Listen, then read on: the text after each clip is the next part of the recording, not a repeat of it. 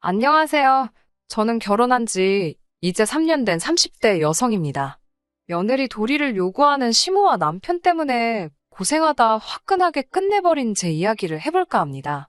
저는 고등학교를 졸업하자마자 백화점에서 일을 시작했습니다. 공부에는 흥미가 없었고 학교에 가지 않는다면 부모님께 손 벌리지 않는 게 맞다고 생각했기 때문이었어요. 다행히 저희 부모님은 언제나 제 결정과 선택을 존중해 주시는 분들이었기 때문에 가능한 일이었네요. 판매업은 제 적성에 잘 맞았고 지금까지 올해의 직원으로 3번이나 뽑혔습니다. 백화점과 집만 반복하는 제 일상을 외롭게 본 친구 한 명이 지금의 남편을 저에게 소개해 주었습니다. 저는 가벼운 마음으로 나간 소개팅 자리였지만 저보다 7살이나 많은 남편은 진지하게 결혼 상대를 찾고 있었다고 해요. 사실 저는 연애를 한 번도 해본 적이 없었기 때문에 적극적인 남편의 구애에 어떻게 밀고 당기기를 해야 할지조차 몰랐습니다. 그저 저를 많이 사랑해주는 남편이 고맙고 좋아서 저도 결혼을 결심하게 되었어요. 남편에게는 4살 터울의 형이 있어요. 그 형도 이미 결혼을 했고 아이도 있습니다. 문제는 큰형님하고 시모의 사이가 좋지 않아요. 그렇다 보니 시모는 새로 보는 둘째 며느리인 저에게 기대가 아주 컸던 것 같습니다.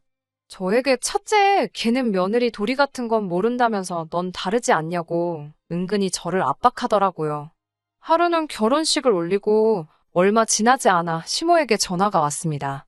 시모는 저에게 신혼여행 갔다 온 지가 언젠데 왜 아직도 집들이 한다는 이야기가 없냐고 묻더라고요. 시댁 식구들 다 불러서 식사 한번 대접하라고 하시더라고요. 제 음식 솜씨도 한번 봐야겠다면서요. 저는 고등학교 졸업 이후로 계속 일을 했기 때문에 요리에는 전혀 재주가 없었거든요. 결국 친정 어머니의 도움을 받아 20명 가까운 사람들을 데리고 집들이를 치를 수 있었습니다.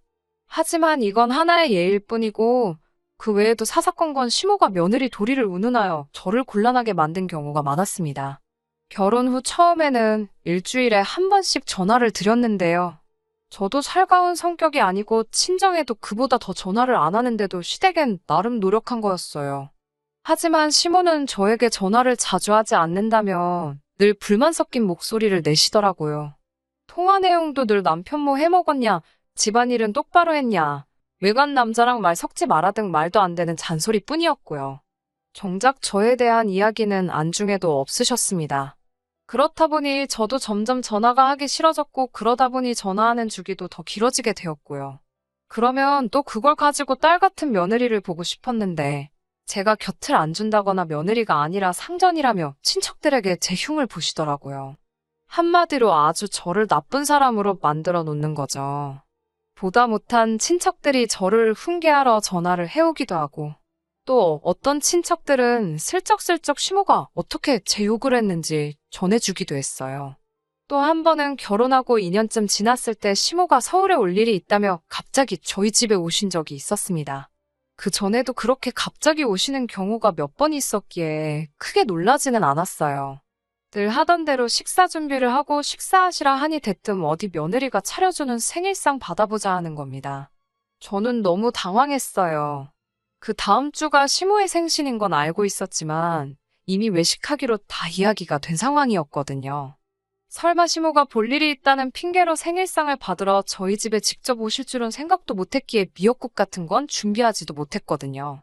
시모는 크게 실망한 듯이 너는 며느리라는 애가 그렇게 칠칠치 못하냐고 눈치가 그렇게 없어서 어떻게 어른들한테 예쁨을 받겠냐는 등의 억지를 부리셨어요. 지금 생각해보면 시모의 말에는 언제나 너는 내가 말하기 전에 왜 알아서 할 줄을 모르니라는 비난이 깔려 있었던 것 같아요. 사실 시모는 머리에 필터가 없는 사람 같았어요. 본인이 하고 싶은 말이 있으면 상대가 어떻게 받아들일지는 안중에도 없었습니다. 일단 말하고 보는 거예요. 자기가 설령 말 실수를 하더라도 절대 인정하지 않으십니다. 그 예로 작년에 친정의 도움을 받아 빌라 전세에서 작은 평수지만 아파트를 사서 이사를 갔습니다. 이사 간 날 저희 집에 온 시모는 창밖을 내다보더니 동네에 마당 있는 집이 한 개도 없네 라고 하시며 한 2년 정도 살고 돈 모아서 더 큰 집으로 이사 가라고 하더군요. 솔직한 말로 하나 보태준 것도 없으시면서 집 가지고 이러쿵저러쿵 하시는 게 썩 좋게 들리진 않았어요. 그래도 제가 웃으면서 대출이 얼만데 2년 있다 이사를 가냐고 말했어요. 그러자 시모는 그러면 너네 부자 아버지한테 가서 좀 도와달라고 그래라라고 하더라고요. 제가 너무 어이가 없어서 더 이상 아무 말도 하지 않았네요. 늘 대화가 이런 식이니 점점 더 말하기가 싫어지더라고요. 그러다 작년 추석과 올해 설을 기점으로 제 인내심이 완전히 폭발해버렸습니다. 작년 추석 황금 연휴에 성묘 갈 곳이 많다. 시댁 식구들한테 인사도 다 해야 된다며 거의 일주일 동안 저를 여기저기로 끌고 다니셨어요. 간신히 연휴 마지막 날 친정에 갈 수 있었지만 이미 몸이 녹초가 된 터라 피곤해서 잠만 자다 왔어요. 결국 집에 와서 남편과 대판 싸우게 되었습니다. 그런데 남편 입에서 연애 때는 상상도 못한 단어들이 쏟아져 나오더라고요. 저는 출가 외인이고 이제 저는 한 집안의 며느리로서 며느리 도리를 하는 게 제일 중요한 일이라고요. 며느리이기 때문에 시댁일을 챙기다 보면 친정에 못 갈 수도 있는 거라면서요. 정말 연애할 땐 이런 기색을 손톱만큼도 못 느꼈는데 이렇게 본색을 드러내는구나 싶더라고요. 하지만 며칠 지나지 않아 결국 남편이 사과하길래 앞으로는 명절 당일에 시댁에 들려 아침을 먹고 적어도 저녁은 친정에서 먹는 걸로 합의했어요. 지난 설은 그렇게 합의를 하고 처음 맞이하는 명절이었어요. 설 연휴가 다가오자 남편이 달력을 들고 오더니 이번 연휴는 차도 막힐 것 같고 이러면서 양쪽 다 가기는 힘들겠지라며 밑밥을 깔더라고요. 그러면서 새해 첫 명절이고 상황도 빠듯하니까 이번에는 그냥 시댁에서 연휴를 보내자고 하더라고요. 친정에는 다른 때 가자면서요. 저랑 한 약속은 안중에도 없고 실실 능구렁이처럼 행동하는 남편의 모습에 화도 나고 분하더라고요. 당신 마음대로 하라고 쏘아붙이고 방으로 들어와 방문을 틀어 잠그고 이불 속에서 엉엉 울었어요. 이게 남편의 계획인지 시부모의 계획인지 궁금했습니다. 하지만 씨는 저의 편이더라고요. 다음 날 출근하니 제가 이달의 우수 사원으로 뽑혀서 현지 매장 탐사의 기회를 얻은 거였죠. 그리하여 저는 설 연휴가 시작되는 날 미국으로 떠나고 설 연휴가 끝나는 날 한국으로 돌아오는 출장 스케줄이 잡혔습니다. 남편에게도 분명히 출장 간다고 얘기를 했고요. 출국 하루 전 열심히 짐을 싸고 있었지만 남편의 태도는 마치 제가 생쇼를 한다는 식이었어요. 그러던지 말던지 저는 다음 날 새벽 남편이 일어나기도 전에 공항으로 향했습니다.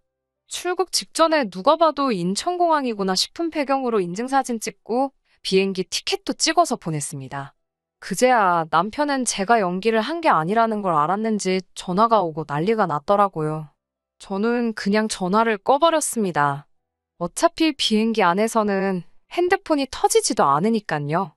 10시간 넘는 비행 끝에 미국에 도착해서 전원을 켜니 남편에게 여러 통의 연락이 와 있었습니다. 그리고 그중에 이혼 어쩌고가 있더라고요. 네가 며느리가 맞냐? 도대체 개념은 어디다 팔아먹은 거냐? 그 문자들을 딱 보는 순간 마음속에 단 하나 남아있던 작은 불씨가 꺼지는 것 같았습니다. 지금까지 나와 한 입을 덮고 산 남자가 이런 쪼다라는 게 믿겨지지가 않더라고요. 출장에서 돌아오자마자 바로 친정 부모님이 계신 집으로 갔습니다. 그리고는 친정 부모님께 그동안 어떻게 살았는지 눈물 한 바가지를 쏟으며 털어놓았습니다. 사실 제가 다 적지는 못했지만 정말 많은 일들이 있었거든요. 친정 부모님은 한참 동안 제 이야기를 들으시면서 속상함에 눈물을 흘리셨어요. 그러시면서 앞으로 더 볼 것도 없으니 이혼하라고 하시더라고요. 그러면서 부모 마음 아플까봐 행복한 척, 괜찮은 척하고 참고 사는 것이 더 큰 불효라고 하셨습니다. 제 결정을 예전처럼 또 지지해 주셨어요. 친정 부모님께서 남편에게 전화를 하셨어요. 이혼하라고 말하시려고요. 그런데 전화를 받은 남편이 제 걱정을 하는 게 아니라 제가 친정에 있다는 사실에 황당해 했나 봐요.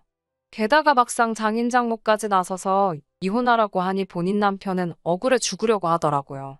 지금 잘못은 며느리 도리 못한 제가 했는데 왜 자기가 욕을 먹냐고 하더라고요. 그런데 막상 제가 이혼하자고 달라들자 오히려 이 인간이 억울해 죽으려고 하더라고요. 잘못은 제가 했는데 적반하장으로 이혼하자고 한다고요. 그러면서 선심 쓴다는 듯이 다음 명절 때부터는 친정에 보내줄 테니 적당히 하고 집에 들어오라고 하더라고요. 남편의 기고만장한 자세에 더 이상 이렇게 살 수는 없다는 생각이 들더라고요. 그래서 그 길로 일단 집으로 들어갔습니다. 집에 돌아온 저를 보고 남편은 더 기고만장을 했어요. 남편은 아내 노릇은 좀 못해도 내가 이해할 수 있으니까 며느리 돌이나 좀 똑바로 해라라며 명절날 시댁 가서 시부모님한테 아양도 좀 떨고 일도 좀 하고 그런 게 다 며느리 돌이 아니겠냐 하더라고요. 어디서 개가 짖나라는 마음으로 한 귀로 듣고 흘렸습니다. 그리고 다음 날부터 조용히 이혼 준비를 시작했어요. 친구 소개로 무료 법률 상담을 받은 뒤 서류 준비부터 시작했어요. 결혼한 시간이 길지 않았기에 재산 분할 자체는 어려울 게 없었고요. 그렇게 완벽하게 서류 준비를 한 뒤 싱크대 위에 사인까지 해서 올려놨습니다. 그걸 발견한 남편 얼굴이 점점 하얘지더니 나중엔 거의 파랗게 질리더라고요. 제가 며느리 도리가 뭔지도 모르겠고 더 어떻게 잘할 수 있는지도 모르겠다고 했어요. 아이도 없는데 망설일 이유 없으니 이쯤에서 각자 갈 길 가자고요. 그러자 남편은 화를 내며 제 마음을 돌리려고 하더라고요. 하지만 사람은 죽어서도 변하기 어렵고 재활용도 안 되는 것이니 저는 과감하게 처분하기로 마음먹었습니다. 그제서야 상황을 전달받은 시부모님한테 번갈아가며 전화가 오더라고요. 이제 명절 때는 꼭 친정에 보내줄 테니 너도 그쯤 했으면 그만하라고요. 그래서 저도 이번엔 참지 않고 시모에게 어머님이야 적당히 좀 하시라고 한마디 사붙였습니다. 어머님 아들은 뭐 사위 노릇 똑바로 한 줄 아냐고요. 그리고 어머님도 저한테 언제 시어머니 돌이 제대로 하신 적 있냐고 따져 물었어요. 아들 부부 이사 가는데 돈 1,000만 원도 못 보태주시면서 뭘 그렇게 며느리 도리를 찾으시냐고 우리 각자 자기 할 도리나 똑바로 하고 살자고 했네요. 시모가 어버버하는 소리가 전화기 너머로 들리는데 어찌나 속이 시원하던지요. 결국 저는 자유의 몸이 되었고 남편은 다시 시부모 집으로 들어갔다고 해요. 아마 시중들 여자가 필요해서라도 시모나 남편은 또 그네들이 말하는 며느리 돌이 해줄 수 있는 식모 같은 여자를 찾아 헤매겠지만요. 저는 이제 제 인생을 즐기고 저희 부모님과 행복하게 살려고 합니다. 끝까지 들어주셔서 감사합니다. 오늘의 사연은 여기까지입니다. 구독과 좋아요, 알람 설정 부탁드리고 더 좋은 사연으로 다시 찾아뵙겠습니다. 감사합니다.